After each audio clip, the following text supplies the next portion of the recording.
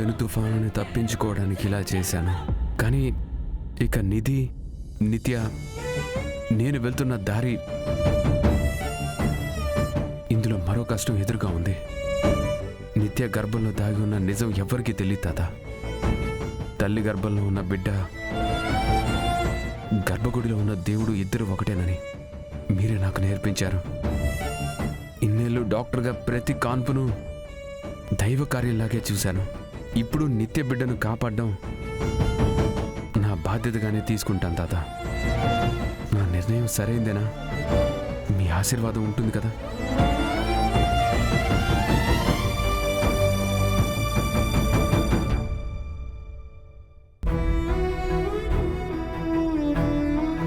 పాపా, ఈరోజు నేను నీ గాయం మీద మళ్ళీ కారం పూశాను. నీతో చాలా కఠినంగా నడుచుకున్నాను. ఈ నీ శాంతిని క్షమిస్తావా? శాంతి, నీదేం తప్పుంది ఇందులో? తప్పటడుగు వేసింది నేను. నా జీవితం చక్కగా ఉండాలని కలలు కన్నది నువ్వు. అదెక్కడ చేజారిపోతుందన్న భయంలో నువ్విలా నడుచుకున్నావు అంతే. అందులో నీ తప్పేమీ లేదు. చూడు తల్లి, జారిపోయిన పాతవాటి గురించి మనం ఆలోచించకూడదు. తేజస్సుకి నీతో బ్రతికే యోగ్యత లేదు, అందుకే వెళ్ళిపోయాడు.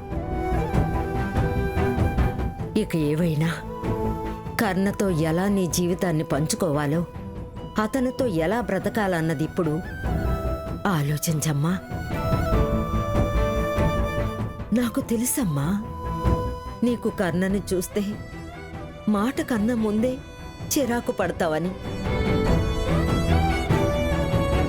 కానీ ఇక ముందు రోజు తెల్లారితే నువ్వు చూడబోయేది కర్ణనే. ఇక ఏమైనా నీ సుఖదుఖాలు పంచుకోవడానికి చేతికందే దూరంలో ఉండేది కర్ణ ఒక్కడే కదా. వీటన్నిటికన్నా ఎక్కువగా అతను పుట్టుకతో మాత్రం మనిషి కాదు, మానవత్వంతోనే మనిషి. మనుషుల్లో కూడా చాలా గొప్ప మనిషి. అతను మనసారా ఎంతో మంచివాడు పాపా. తెలుసు. కరుణ మంచితనం మీద నాకే అనుమానం లేదు శాంతి. నువ్వన్నది నిజం. ఇక ఎప్పుడు నా వల్ల, నా చిరాకు వల్ల కర్ణ జీవితం పాడవడానికి నేను అవకాశం ఇవ్వను. అలా నేనెప్పటికీ నడుచుకోను శాంతి.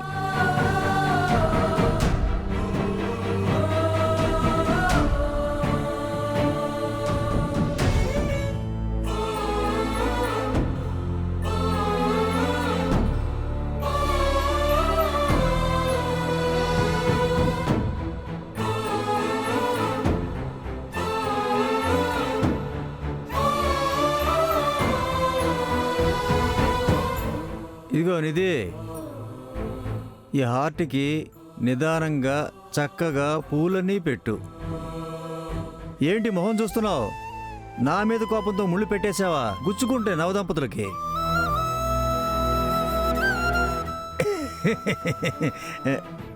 రాధికారాణి, నీకు జోక్ చెప్పనా? మనం పూల మీద పడుకుంటే అది మొదటి రాత్రి, మన మీద పూలు పడితే అది చివరి రాత్రి. నీకు అర్థమైందా జోకు? నీకు అర్థమైందా? నాన్నా, కొంచెం ఊరుకో. ఎప్పుడు వసపెట్టలా వాగుతూ ఉంటావు. పో బయటికి. ఏయ్, ఏంటి నువ్వు నాకు చెప్పేది? నుంచున్నో లాక్కొచ్చింది నువ్వే. నీకు నచ్చకపోతే నువ్వు వెళ్ళు, తను చేస్తుంది. వదిలేసిన దాంతో పెళ్ళి, ఆ పెళ్లికి ఒక సంబరం, ఆ సంబరానికి ఒక ఫస్ట్ నైట్, ఆ ఫస్ట్ నైట్కి ఒక డెకరేషను. ఇది చాలక నేను నీతో అనిపించుకోవాలి.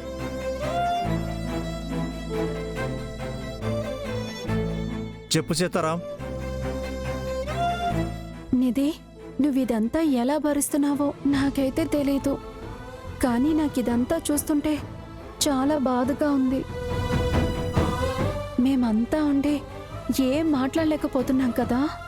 అలా ఏం లేదు. నేను బానే ఉన్నాను. నువ్వెందుకలా ఆలోచిస్తున్నావు?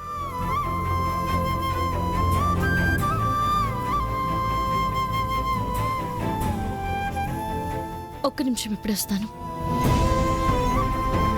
నిధి, ఏ నిధి ఆగు, ఒక్క నిమిషం మళ్ళీ చేస్తాను. ఎక్కడికి పోతుంది? నీకెందుకు నాన్న? సైలెంట్ గా ఉండు. నువ్వేంటి అలా అంటున్నావు? మీ అమ్మలాగా నేనేం అడగకూడదా? భార్యాభర్తలుగా మీరిద్దరూ కలిసి 7 అడుగులు వేశారు. ఇక ముందు మీరు వెయ్యాల్సిన అడుగులు ఎన్నో ఉన్నాయమ్మా. అందులో ఎత్తు పల్లాలున్నా, రాళ్ళు ముళ్ళు ఉన్నా ఎప్పుడూ నువ్వు అతనితోనే ఉండు. మీ ఇద్దరి మధ్య వేరే ఇంకో జీవం వచ్చిందనుకుంటే అది మాత్రం మీ పిల్లలే ఉండాలి, కానీ మరెవ్వరికీ చోటివ్వకూడదు.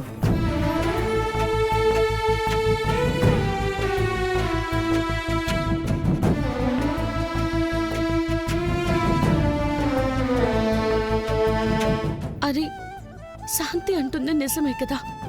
నేనెందుకు బాధపడుతున్నాను? కర్ణ సార్తో అక్కకి పెళ్ళైన తర్వాత వాళ్ళిద్దరే కదా కలిసి ఉండాలి. హ, నాకెక్కడేం పని?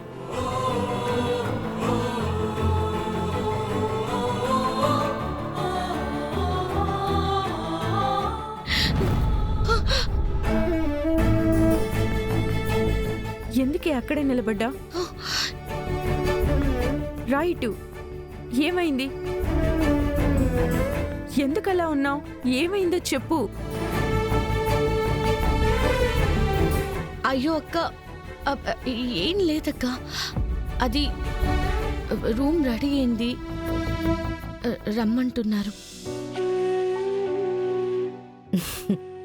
అది చెప్పడానికి వచ్చావా? రామ్మా, పద.